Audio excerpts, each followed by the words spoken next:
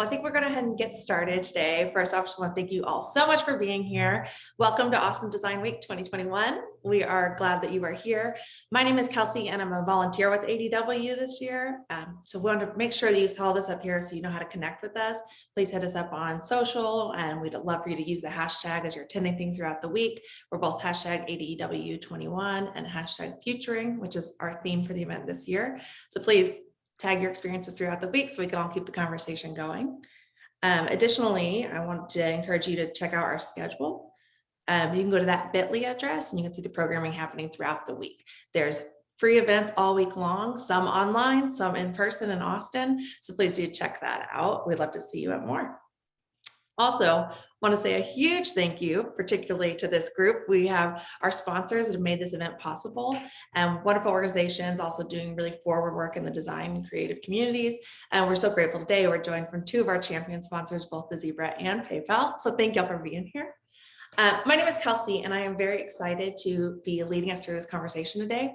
In addition to being a volunteer for Austin Design Week, I'm also the co-founder of an organization called Lady Bird Talent, and we are on a mission to get 1,000 women into tech leadership roles. So we work with a lot of startups and tech companies helping to place people in design, product, engineering, and marketing positions.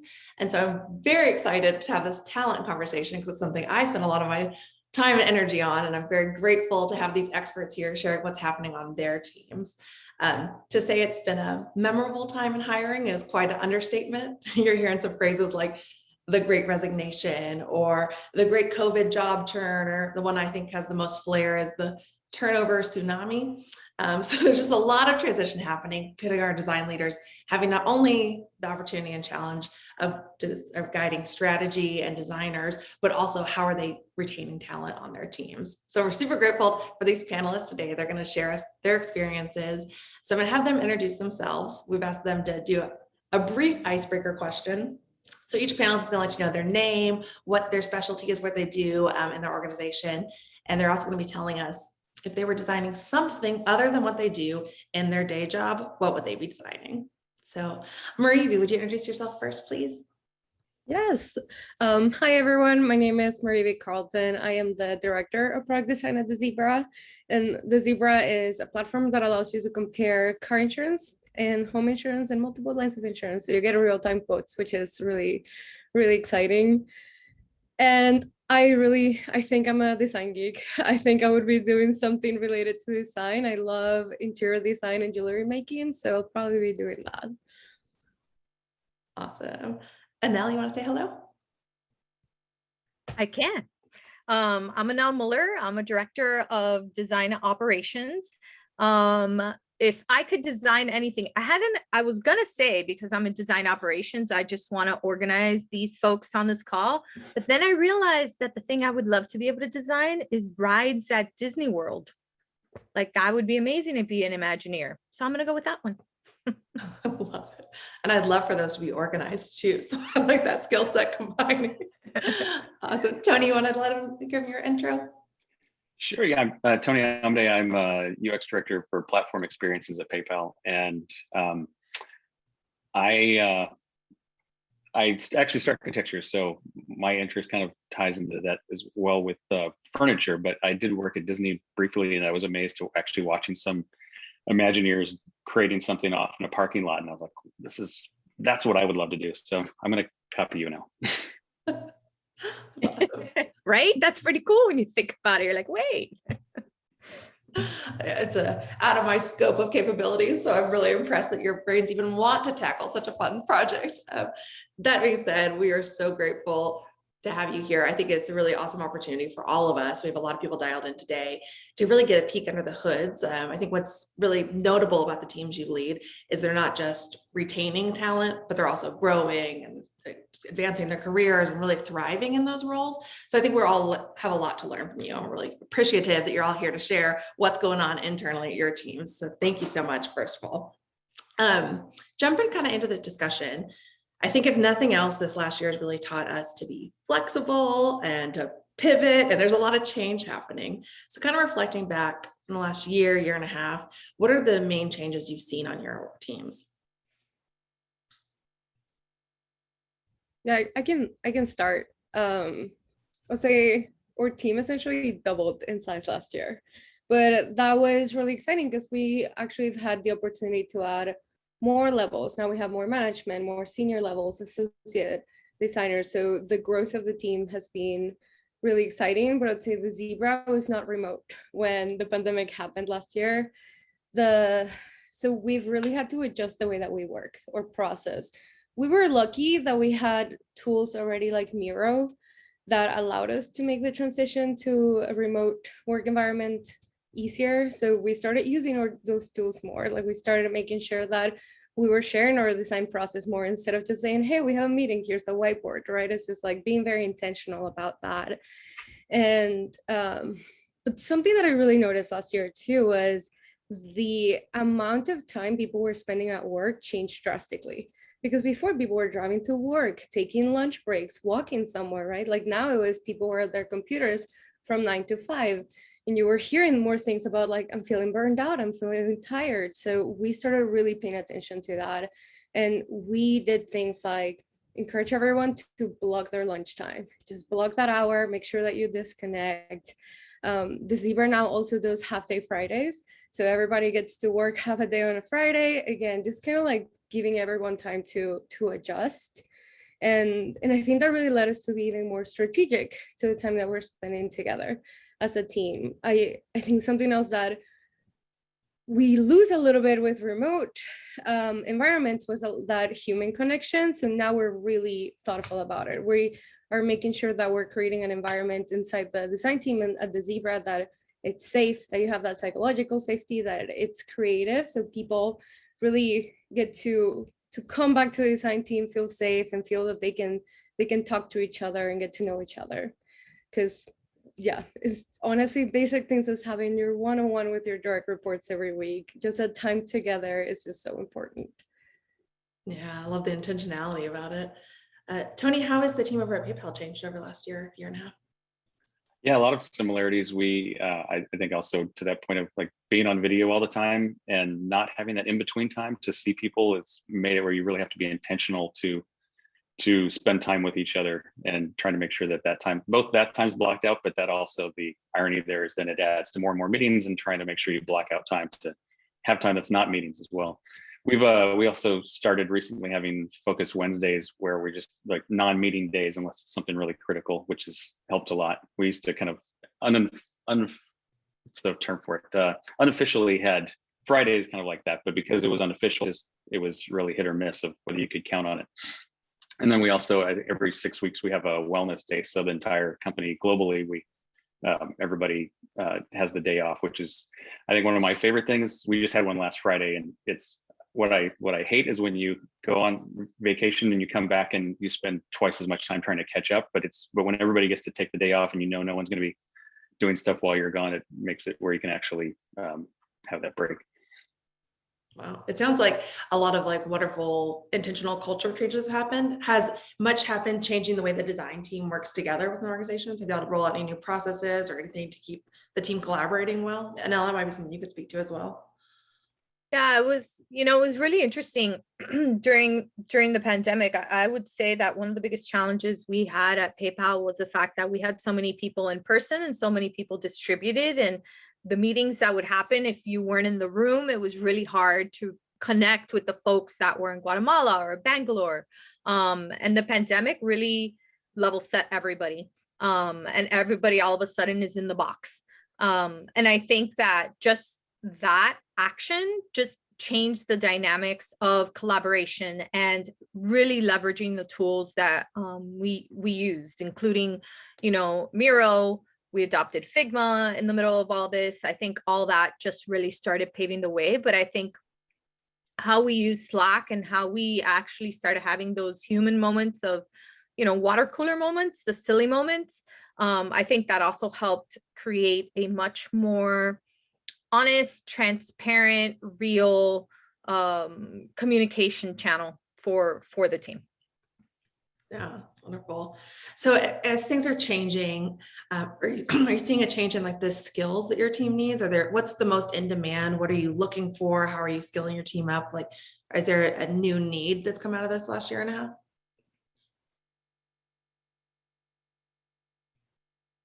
I can, again, I would say there's nothing new, but we're always looking for really strong product designers. I think for us to be able to scale, we want to always be able to provide mentorship opportunities.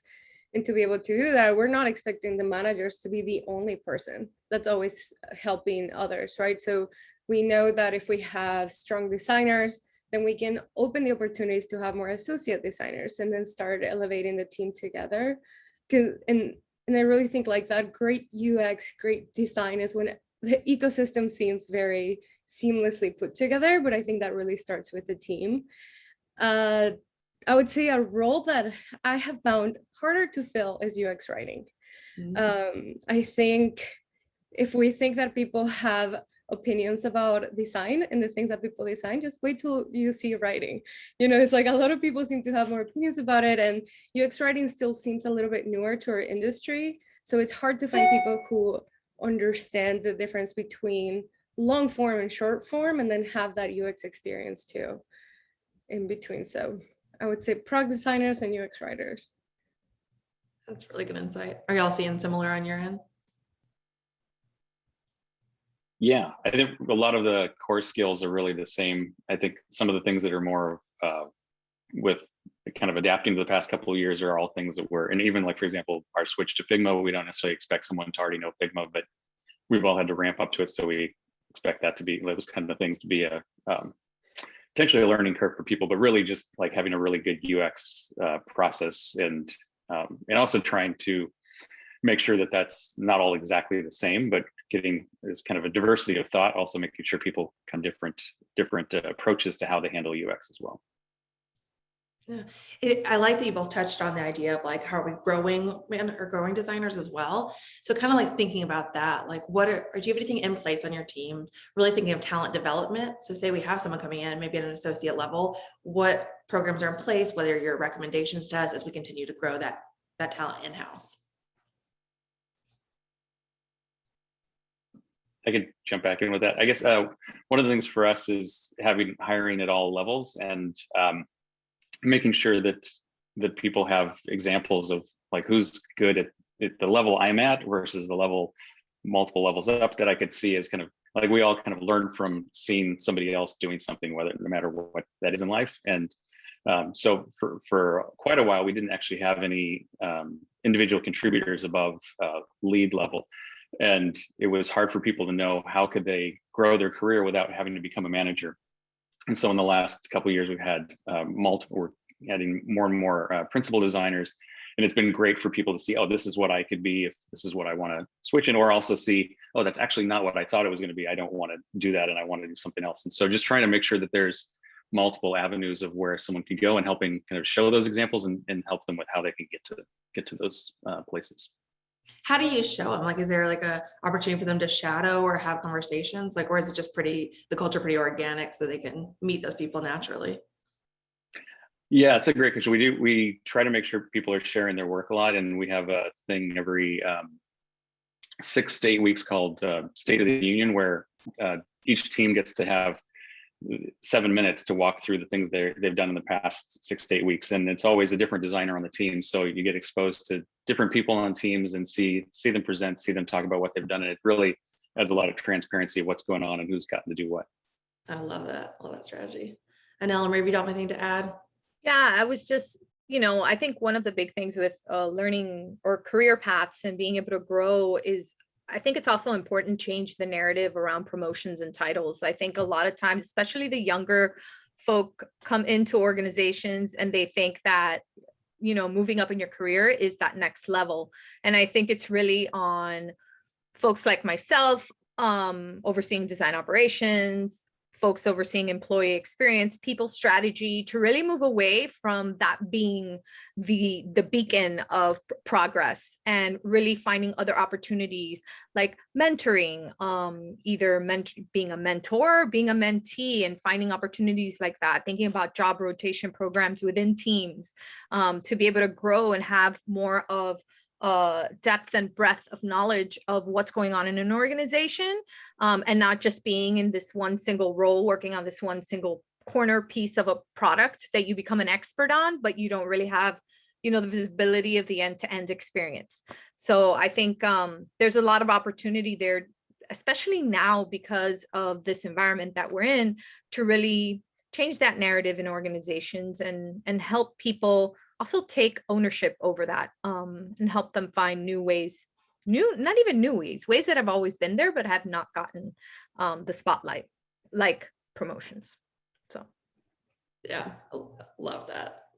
Marie, did you want to touch on that one? I think, I mean, I love everything that y'all are saying. I totally agree. I think that the one thing I'd like to add too is you don't have to wait for feedback cycles to be able to give people feedback. Like I think feedback is also, I think people always think of feedback just like, oh, when I need to improve something, just telling people when they're doing something great. Just like making sure that you're talking to people constantly is also something else that's really helpful, because then that's how those mentoring opportunities, I think, is when they start to show up more. Like if someone did an amazing job with a project or a presentation, just even a Slack message, just be like, hey, that was great. Yeah, I think even especially the more people are hybrid and remote, like the more you can keep that communication, that we're missing some of that in-person approval or feedback, body language feedback. So I love that as well. This one's turning a little bit more inward and less thinking about your teams, but it's exciting to get to talk to you all at this point in your careers where you've done such amazing bodies of work. But looking back, kind of what are some things that you've experienced that you think really helped you grow your skills the most in your design profession?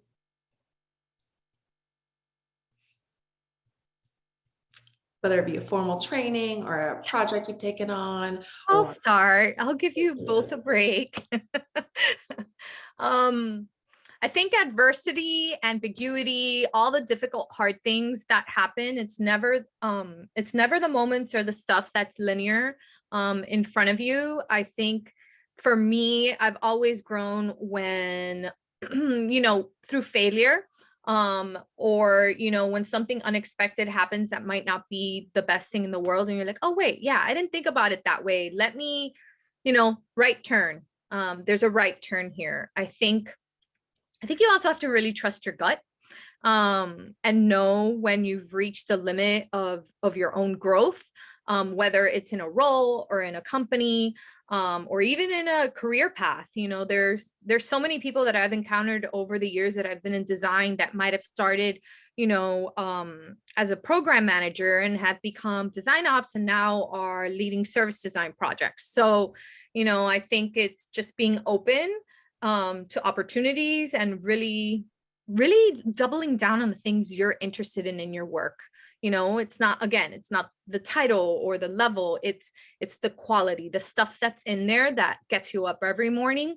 And you piece that together and you create something. I mean, I started as a 5th grade teacher. I did not expect to be here. So take the right turns. They're scary, but they're worth it. High risk, high reward. I love it. Tony or Marie, anything to share? Sure. I guess adding on to that, I think that sometimes there are things proactively that have been, or being proactive about kinds of change are helpful career-wise. But I agree, there's a lot of things in my career that weren't things I was looking for, but I made sure to say yes to because it was an opportunity to do something new. And I get bored of doing the same things over and over again. So I like to have different changes. And like in this past year, I got asked to have some product managers be on my team as part of our design system and accessibility teams. And part of me was scared in my mind, like, I don't know what I'm going to do with product managers. I'm not qualified for this and everything. And then part of me is like, this is great. It's an opportunity to learn and try something, get involved in something different and see how I can try to help. Very cool. I think something I'd like to add for me that's being helpful is just paying attention to our industry. Things just keep changing so much. We were just talking about Figma and Miro. That was not a thing that we were talking about 5 years ago. So, like staying curious about the industry in general, I think it's something that's really helpful too, because then that's how you also see other avenues and other opportunities that maybe you didn't know that existed. Wonderful. Well, thank you all for the words of wisdom in turn. We'll kind of shift back to thinking about your teams now. I think that exit interviews are something a lot of us are familiar with, that when someone's leaving a company, either a manager or HR will sit down and do an interview, kind of understanding why they're making that transition out. But another practice I'm a big fan of are stay interviews. So with the team that is choosing to continue to be on your team and stay there, really what is it that's keeping them there? So really getting a pulse check on why people are so happy and engaged on your team.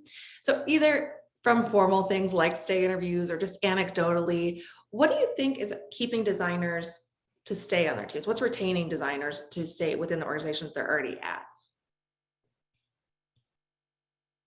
I can take this one to start. I would say the biggest pattern that I've found is people who feel challenged in a good way, right? Like challenge where they understand what they're doing, that they feel empowered about the work that they're doing, that they're pushing themselves on learning new skills, learning how to work with other people. Because I think feeling challenged sometimes could go really badly, and it's just kind of like, okay, I'm burned out. So just keeping a pulse on like, what is a challenge, and is the challenge something that people are interested on? If it's a challenge that people are interested on taking, I think something else that makes people stay, and it's something very real right now, is competitive salaries. Working remotely open the doors to so many opportunities now. And one that I have found to be so important is just that support from management and leadership. Like feeling that they're in a supportive group. Like if your manager tells you, I'm available if you need me, if they need you, you're actually there. You're not like, oh, okay, but let's schedule time a week from now. It's like you're there for people. Those are the things that I think it's just the patterns that I continue to see in my team. Yeah, I completely agree with that too, and how important that can be. I think also just being a good listener and seeing and trying to make sure to act on so people both feel heard, but also feel that there is change happening because of being heard. So it's not they keep having to say the same things over and over again, but not getting seeing any results from it. And sometimes the issues people are having are not quick things to fix. Like I've got way too many meetings and I don't know how to, I don't have a good balance. And there's like certain things you can suggest, but there's also things that are just bigger change you try to work for, and just trying to also being transparent with people of how, what's going on with those kinds of change, and trying to make, and that there is progress or how other ways to try to work around them. So just really being there to support people. I think also with just the amount of how difficult the last couple of years have been for people, and family challenges, health challenges, even just having kids at home while trying to do meetings for a lot of people, just trying to respect people as being human and give them human time to deal with what they need to do, and putting family and health first for everything. I love that. I feel it. Oh, and now go ahead. Yeah, I was gonna echo what Tony said. I think that human piece is always important, but especially these past couple years, have been really, really challenging. So when it comes to all this, and something we had talked about previously, is that, don't wait to have these kind of stay interviews, conversations when performance time comes. These should not be tied to that. They shouldn't be tied to end of year or mid-year. They should be scheduled, and you should be intentional about them as a manager, because managers can have 2 people under them or 8 people under them that are spread all over the globe, with a lot of different cultural traditions and just individual human beings. So it's important to have those conversations. Make sure you understand this person from that human perspective and from that career professional perspective. What do they want? What do they need from you? What are they looking for? All those bits and pieces, because sometimes it's really simple. Like they just need a little more empathy here, or they don't realize they can take that PTO in 2 weeks, and they're like, well, no, we have to work till the deadline. And so just being able to create a safe space to have honest conversations. Oh, I love, sorry, I just got to pop up. Everything's still connected. Okay. Okay, well, I don't have my background anymore, but that's okay. We'll just keep rolling. So I love how much y'all are all talking about the relationship piece of work, and it really kind of drives me to culture. Working with companies in the hiring phase, I really kind of shy away from the term culture fit, because I like to think of each candidate as a potential culture add. Like, how are they coming in and improving and adding to our culture? And so it's interesting as employers or managers, we're out there seeking culture from our candidates or our team members, but they're also looking at their employer with the same lens. And both the Zebra and PayPal are like designated as great places to work, and y'all both have wonderful reputations of your team culture. What is it that you think makes the culture so great at your company?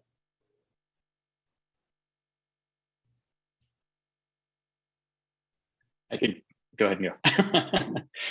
I keep wondering if you're going to mention a name or not. So I guess one of the things that I think is, I think it's a great point, because you don't want everybody to be the same, and you want to have diversity of thought and experiences that lead to much more. I mean, we're doing global experiences, and we want to make sure that we're not, like, for example, thinking of it entirely from a US perspective or from certain demographics, or however you slice your audience. So having teams that reflect that is really important. I also think, though, that there is some cultural fit part that is a commonality, which really helps enable that. And so, like, we have company values around, one of them is one team behavior, which is around, like, trying not to work in silos, where I work on this, and if I see something that's not related to my team, then I don't worry about it. More like, how do you help each other and focus on the holistic customer experience. And so I think certain things like saying thanks is a thing, like a big thing with that. And just like, we don't have, I never hear anybody yell in a meeting or things like that. We have things that really, like, we respect each other's thoughts. People apologize if they cut each other off, but they also try to make sure everybody has a chance to be heard. And so I think those kinds of things are a commonality, but help enable that diversity of thought, or hearing the diversity of thought. Love that. Maybe what makes you love the Zebra? Now, I would say something that is so great at the Zebra is, like, everyone's treated with respect. And the Zebra is really a place where people really foster that safe environment, that creative environment, that everyone is really excited to collaborate with each other, to work well with each other. Leadership really encourages innovation. And I think very similar to what you were saying, Tony, just like simple things as saying thank you. Something that we have a Slack channel that is a grateful Slack channel, and it's company wide. And sometimes people post things about, like, hey, you helped me work on this thing, or thank you even for the free lunches that we get. And it's just like, it brings the energy up, even if you're not together in person. And it just really goes a long way. Sometimes you think those tiny little things that you do every day, but they really add up. Yeah, I was gonna, to that point, you reminded me, at PayPal, they have a culture club, and that culture club posts questions pretty often, and they're silly things, like, take a picture of what you're looking outside the window right now, or, I don't know, what's your favorite thing to eat for breakfast? And these questions are very benign, simple things that really connect people. And so that's the thing with culture. No one owns culture, right? We are all responsible for the culture we are in these organizations. And the fact of the matter is that whatever we adopt has to be able to adapt and evolve with the changing group of people that make up those teams. What was cool 3 years ago is not necessarily going to be cool 3 years from now. So, not holding on to things and being like, but that's the way we've always done it. It's, that definitely doesn't work. So I think when I think about culture fit, and I remember that when I first started in the design world, it was such a big deal to be a culture fit. It's more about, who is this human being? What are they bringing to the table? And let's evolve. Let's see how we go from there.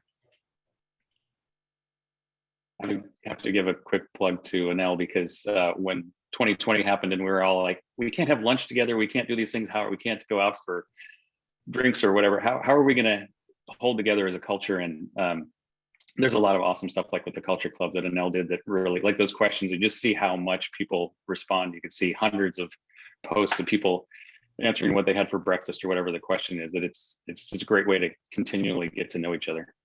So much banter, so much harassment about some of our folks that haven't seen the Goonies. We don't think it's acceptable. We won't name names. We won't. So culture add, but culture fit, if we're talking about the Goonies, you got to get on board with the Goonies. Good to know. If anyone's looking to work at PayPal, watch the Goonies before your interview. It's like jury duty. You have to do it. I love it. Well, I pulled some stats that actually I feel like y'all really organically touched on here. There's a company called OC Tanner that specializes in workplace satisfaction. They found that employees are 5 times more likely to stay if they are acknowledged for their good work. And 79% of people that quit cite lack of appreciation as their reason for leaving. So it sounds like y'all as a culture, both teams have a wonderful reciprocity in place of acknowledging people. Is there anything formal y'all have in place that you do to shout out your designers or those people on your team that you'd recommend for other managers to implement? I think something that we do that is really important is also to ask people how they like to be recognized. There's people that love being recognized publicly, and there's people that really appreciate just a one-on-one conversation or a message. So that's something that we do, and that's something that I'll encourage others to just simply ask how people like to receive that. And I think I mentioned this before, but also, and I know you said it too, don't wait for reviews at the end of year or mid-year. Just like make sure that you're giving that feedback constantly. Yeah, I feel like it's especially important when we're talking in a creative line of work too. So I love that insight. It's interesting to me to think about not only all the technology changes we've had recently, our pandemic and health related challenges we've had recently, but also we're just at a time of history where Gen Z is really coming into the workforce strong. So by 2025, Gen Z workers are going to make up 27% of the workforce. And one thing I love about Gen Z is I think they're really like holding companies to that culture standard. They want to have impact. They want their work to matter. So as managers, how can you create opportunities for designers to feel that they're having that impact? Do you have any insights for us there?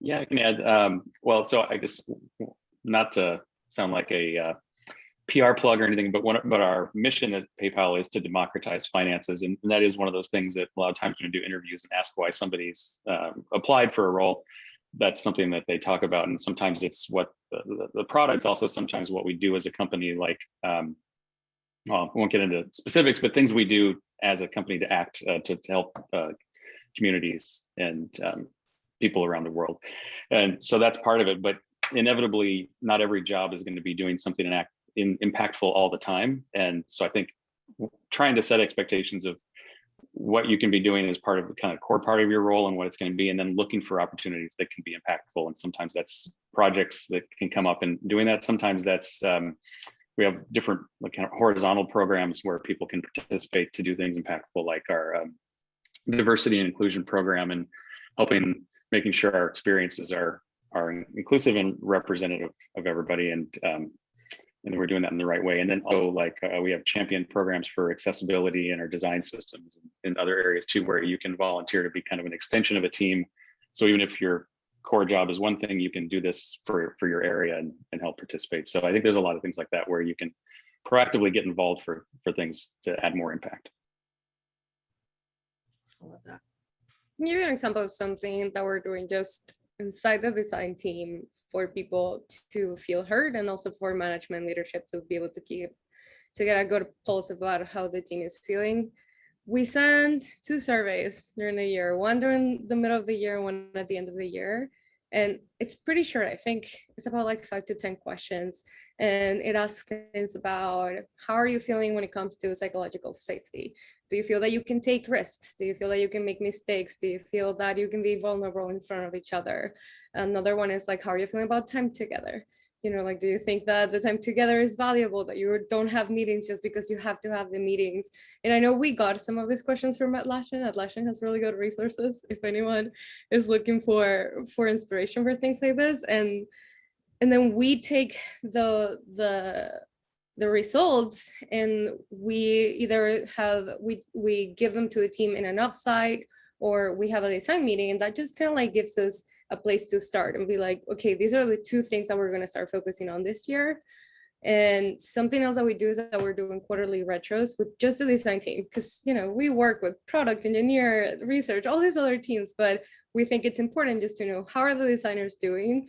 And those quarterly retros are a great opportunity for people to really get to tell you how they're doing. You know, like, are they working well with their teams? Is there anything that's missing for them? And it goes from associate to management, like everybody gets to participate. And I think that's something that's been really, really helpful for us to keep a pulse on the team. Because again, I always like to say our work is essentially 50% kind of like the product, the things that we're working on, but 50% people. Like, we really need to pay attention to the people, and doing the surveys and the retros, it's really helped us keep that balance. So talk to your teams, essentially, is where it comes to. Very helpful. I feel like this conversation has done such a wonderful job mapping out some really proactive and positive things we can be adding for our teams.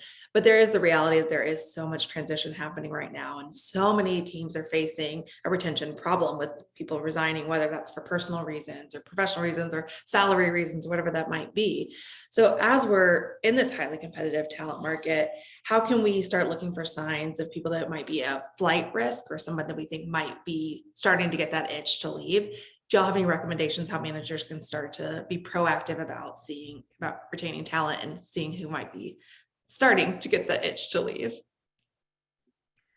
So I'll say, and this isn't my idea, so I can't claim it. I have a colleague / friend who, what she does is she literally sends out a spreadsheet to managers with all their people and just has them kind of indicate where they think their folks are at. Are they, you know, at risk? Are they cool? You know, she has a whole set of criteria that she's instituted to be able to do that.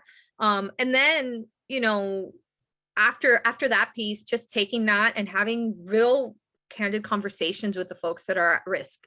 I mean, here's the thing, right? Like, I think gone are the days where folks are at companies for 30 plus years. I would love that. I would love to reach my forever place. I just don't think it's realistic anymore for the majority of people. But, you know, so people might reach a point where they're like, okay, I've done enough here. It's time for me to go somewhere else and do a little more. And I've seen it in many places that folks do that. And then they come back after a few years, having grown and expanded their toolkit. But I think at the basic level is really taking an honest gauge of what's happening in these teams and trying to maybe use some data and some conversations to have a clear understanding of what's happening, and never ignoring it, because you never know, that one person you think, oh, they'll be here for years, is the one that ends up leaving, and you can't, you know, do anything at that point. So. Thank you. I mean, I think, yeah, sometimes there's things that you notice, like maybe people are not as engaged or not as excited about their work. And those are conversations that I think like managers can start having. But to what you were saying, Anil, I think change can also be good. You know, like people can be a flight risk, but sometimes if people are not that excited about the product or that excited about the team, sometimes it's actually a good opportunity to bring someone on who's actually going to be really excited to be part of it. So I think change is good. Of course, everyone would love to retain the talent that they have, but, you know, like keeping a balance between the two, I think is actually a good thing to look for. Yeah, one of the things that I find helpful about being a pretty big company and having like over 200 designers is that we have over 200 design roles, and there's a lot of, it's almost like a mini job market within the company itself. And so we really strongly value mobility. And so sometimes if you're not, things aren't, you know, as a designer, if you're frustrated or you don't feel challenged, like it could be things you can do within your own role, but we also talk to a lot of the other hiring managers as well. So if we know so-and-so on the team, it just isn't feeling challenged, we can see, is there another role where we could actually swap designers in different areas, or if they have an opening coming up, to talk about that too, and see, is that somebody could be a good fit? So that, one, we're trying to keep people within the company, but also we're just trying to make it as easy as possible for that person to be in a role that would be great for them. And without having to go through like all the interview process and all that stuff if you do switch jobs. Yeah, that's awesome. Well, as far as timing, I've got a few more where I'm going to ask you before we wrap up, but I just wanted to let the audience know that there will be a little bit of time left for Q&A. So while we have these three experts on the line, think if there's any questions, either you could apply to your own team or perhaps as someone looking to make a transition that you would want to ask three design leaders and managers here. So we'll transition to that in just one second. But while I've got you all on the line, this year the theme for Austin Design Week is futuring. So what are your predictions for the challenges and opportunities to come that we're going to see in 2022? What's the future of design teams?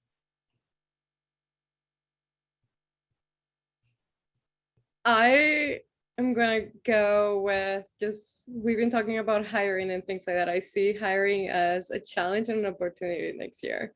It's going to be the same conversation of how do you retain the talent that you have today? But hiring now, I mean, people are posting jobs like crazy on LinkedIn, getting so many messages. And I think that's the challenge of like, how do you keep people when they're getting offers all the time? But hiring for companies, now the doors are open for so much talent that it's not just in the city where you're at, or just like you have to hire someone and then wait for somebody to move across the state. Now it's just kind of like, hey, we'll send you a computer, join us in 2 weeks. So I think that's really exciting. You know, like we now on the design team, we now have people in Virginia, in Seattle, in some other cities, and it's roles that I said it was really hard for us to hire, like UX writing. Now it's becoming easier because we're able to open up the doors a little bit more. So I think that's going to be, I'm looking forward to next year and see how that continues to also change the team and the way that our culture continues to grow. Anel, what do you think's on the horizon? I think there's going to have to be a balance, right? Because everybody's being offered everything, you know, all the shiny gems, and here, come work with us, have billions of dollars and all the flexibility and all the awesomeness. And I think, you know, there's going to have to be a balance, because in the end, we are working for businesses that have a bottom line. So, you know, there'll be a kind of a period of time where things will come back into a balance and everything will be zen.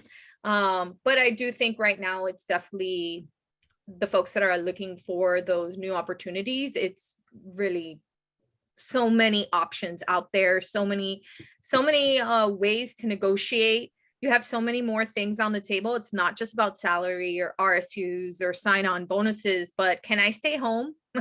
Can I not travel? You know, those are actual things now that are on the table. And I think it's also a really unique opportunity for people to, if they want to move up in titles, it's easier to move out sometimes. And I think there's more opportunities for that. And then the other thing I would say is that I think organizations just have to be more open for the folks coming out of school and creating programs to support them so that they can bring them up in the organizations, because those senior, mid-level, senior leaders, you know, there's only so much. So why don't we just, you know, build a new class? Awesome. Tony?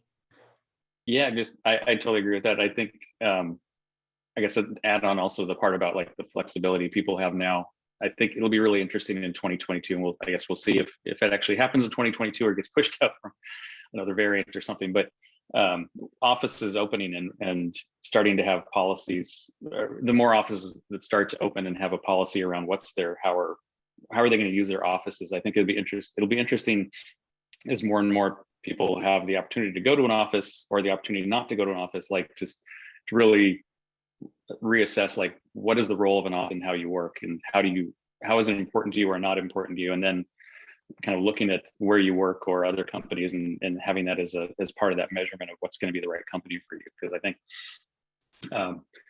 that's a key thing, I think, for companies, is just to continue to make sure to actually listen to both their employees and what other people who could be employees really want to do with that, and not just kind of force a policy. Wow. Okay. Well, y'all heard it here first. That's what's on the horizon at 2022. Thank you each for sharing. I really appreciate it. I know that every design leader would love to have a team that's this engaged and there's this much intentionality, but the sad reality is some people are looking for a new design home. So let's talk about what's open right now, or you see coming open at the Zebra and PayPal. Marie and Tony, do y'all have anything to tell us about upcoming opportunities? Sure. Yeah. Right now, so I have my team. I have a few openings in our digital identity team, and we have a number of openings across the company. They're either currently open or going to be opening in the beginning of the year. So I don't have specific answers to that yet, but it'd be good. We can share a link. Okay. And so is your careers page the best place to check out, or LinkedIn? Yes. Yeah. Okay. Awesome. There you go. Marie?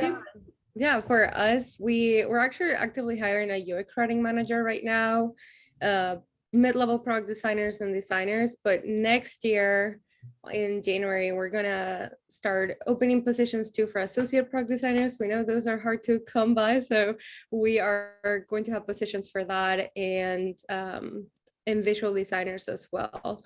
And I'd say the best place to look is the zebra.com/careers. And yeah, in January, you'll see even more positions than right now.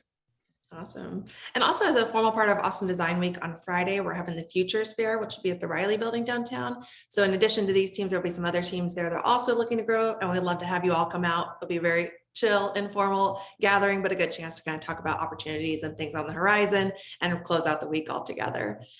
So thank you three also very much. We do have some questions coming in. Are y'all up for some audience questions? Okay, I'm gonna start with a question from Dane, and he says, have any of you transitioned from individual contributor to manager? And if so, what motivated you to do that? So that IC to people manager transition, have you personally experienced that? I did. So I started as a visual designer. I went to school at Texas State, so pretty close here to Austin. And I worked as a visual designer, then transitioned to product design. And something that I kept noticing is the more that I continued to grow and the more that I continued to learn, the more that I was also naturally mentoring people. So I think for me, that transition was actually really natural. I was already the person that people were coming to. And there was a point, I'm not gonna lie, if you are a designer, you're used to opening Sketch, opening Figma, actually like getting in there. There was, during that first year, there were points where I was like, wait a minute, I don't have a project, but I have all these people that have projects and I should feel very excited that they're doing great. And I would say that's the biggest transition when you go from an IC to a manager, just feeling proud of the work that people are doing. And it's not just you being like, this is what I did, let me explain everything, just mentoring people on why do you make that decision? How is it solving the user problem? Like always helping people really be thinking of the why. And the best part is then when the people that you mentor, then they start mentoring others. And that's, again, that collaborative design team that you really want. But I'll tell you, there's a few books out there too that are really helpful. One that I really liked was The Making of a Manager. That one really helped me see management for what it is, not just kind of like, okay, now I lead a team. It's like there's much more that goes into it. But yeah, that was my experience. I was going to mention that book too, because I really like what Julie Zhu talks about with kind of multiplier effect of it's not just there's only so much you can do as an individual, but if you can enable your teams and help them, you can get so much more than just the number of people out of that. I mean, in terms of the impact of the work. But I also just thought that was funny what you brought up about the not getting your hands in the Sketch, because I've had with managers on my team and helping them go through that process too. I've just had to coach them on not opening up Figma and getting into the designs themselves. Like, make sure you're talking to your teams and not just, because sometimes it feels like it's easier to just do the thing than it is to explain something, but really trying to enable people and not be overly specific and micro about the needs. And word on the street is that Tony is a great manager, as I've heard from his team. So let's take notes. Well, this is a tough manager question coming up. So this next one is from Christian, and they ask, how are you accounting for designers coming in and asking for salaries outside of your current budgeted salary bands? So if people are coming in and the demand is different than what your team is approved to pay in comp, do you have any recommendations on how to handle that? We've had that happen. And I'll tell you, I think this really depends on the company and where the company is at. I know we continue to just do research on what is the market looking like, not just in Austin, but what is it looking like essentially coast to coast. And if we need to readjust our bands, that's what we've done. But we work very closely with HR, like salary bands. It's obviously more than just like the design department. It has to be a company-wide initiative. So that is a tricky one. I think something that is really helpful too is seeing like, what can this person add to the team? Like, what is their level of experience? Are they really going to be able to elevate everybody else? And that's kind of how you can also start making business cases around it. But yeah, that's a good question. It is a good question. On the talent acquisition side, I am just a big advocate for pay transparency from the earliest conversations. Oftentimes, as an external recruiter, I'll be the first touch point talking to a designer about a role. And I like to have that. I want to know their expectations right from the get-go, because just interview processes can be really lengthy now. And we just want to make sure we're respecting everybody's time and it's going to get to a place that's a win for everyone involved. So I advocate for early conversations about that on my end. For the sake of time, I'm going to go on to the next question, which we'll pull from the chat over here. And they asked, how can newer designers coming out of school advocate for themselves when looking for positions? Many of the job postings require 2 to 5 years. Okay, so this is a question I think a lot of people probably have. So these are the just finished a program and they're looking for their first full-time design role. What advice would you give to them? I can go, because we just actually hired two entry-level designers, and that whole process, or two in Austin, and the whole process of that, the way you're kind of looking through resumes and portfolios is a bit different, because you're trying to make sure it's really around potential and not around like just saying, do you have a X type of projects in your portfolio? And so I think a lot of that is trying to, as a designer, trying to convey your potential, and how do you do that in a way that's going to seem genuine and not like I think like trying to avoid like, oh, I saw the Netflix site and I redesigned it because I like X, but more like what's the process you would use and what things are you acknowledging you don't have access to because you're not actually at Netflix. And so if you had those things, how would you go about it? I think it gives you a chance to kind of highlight what your process would be more in a fictional sense. I mean, the process is fictional, but the product, I'll stop there. But I think more you're kind of highlighting what your potential is in that regard, the more people can under idea of how to take that leap to start working with you. Thank you. And now, actually, this is a Kelsey question now, but as someone looking to get into design ops, maybe it's someone finishing a program or it's a career switch, do you have any recommendations for people starting to explore that path? Yeah, I mean, folks, when I first started in 2013, I was really lucky that I basically got to learn under Kristen Skinner, who wrote the book Org Design for Design Orgs. And I think of her as the creator of this whole thing, or at least one of them. And I started as a program manager. That was my entry into the field. Nowadays, there are a lot of programs out there. Here in California, CCAC has a design strategy program, which basically you do a design MBA. So it's a combo design and MBA graduate degree program. And there's also a lot of design leaders that have moved into the space of design operations, because design operations, UX operations, whatever you call it, is really about strategy, being able to see the big picture, see the things that other people aren't seeing or noticing, building frameworks and process to basically let the designers do the work that they need to do, get all that out of their way and help them grow in their career. So depending on what you like to do, there's a lot of opportunity. I think the main thing is just really being able to have that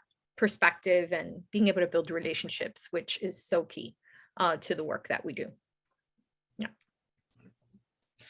Well, we have a next question that says, any tips on understanding if the company values align with yours when looking for a job?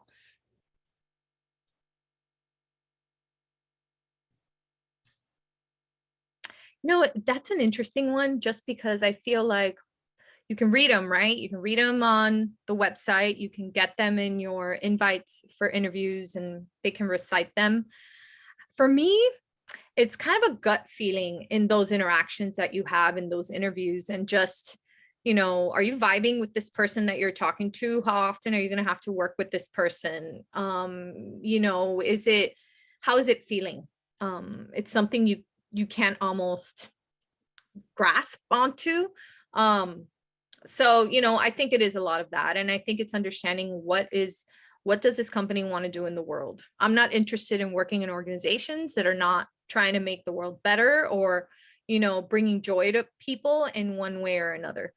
So I definitely have a short list of places I'd never work, but I won't tell you. But I think, do your homework, right? Understand, read, go online and do a search on this company and see what are the news articles that come up around this company. What's happening? Who is the CEO? What's that person all about? I think something really important on those interviews too is what you're saying else. How's the conversation going? An interview is for both people. Are you gonna want to join the team? Are you excited about joining? Are you gonna vibe with that team? And it should be a conversation. If you're already not feeling comfortable, is that the person you want to be your manager? And something else is, are you getting to meet other people? Something that we do is we make sure that if you're interviewing for a product design team, you're going to meet a product manager, a researcher, engineers. Like you're going to get to meet other people because you don't only have to work well within the design team, you have to work well across departments. And I think that's also a good way to know is the values of the company. Do they care enough to know if you will, I like the word vibe that you said. It's like, are you going to vibe with everybody else too? So I think there's a lot that goes into a good experience when interviewing too, that you can kind of like gauge how the company treats their employees. I work with a lot of really early stage companies that if they don't already have those peer interviews or cross-functional interviews built in, candidates will request them and they are very accommodating to that. But I want candidates to know that that's something you can request. Like as Marie said, it's both ways. Like we're both trying to make sure that this is a good fit. So I think that just like feel empowered to ask for more, the amount of conversations you need to know that your values are aligned. Tony, did you have anything you wanted to add on that one? Sure. I guess kind of maybe an obvious one, but along those lines of also having questions prepared of things you want to know about the team or the company or so forth. And if the interviewing manager doesn't even leave time for you to ask questions, that's a pretty big sign that might not be the right relationship there. Yeah, very great point. Well, unfortunately, we are at time. We're gonna have to wrap this up. Looks like we have one more that we can maybe get to over chat. But thank you each so much for being here. It is such a pleasure. It is so great to hear what's happening inside your organizations. I think I can speak for a lot of us that it sounds like wonderful teams to get to be a part of. And I really am so grateful for y'all to share your approach to managing and leading these teams. Thank you for being such a support to Austin Design Week and wishing you all a wonderful rest of the week and rest of the year. Thank you.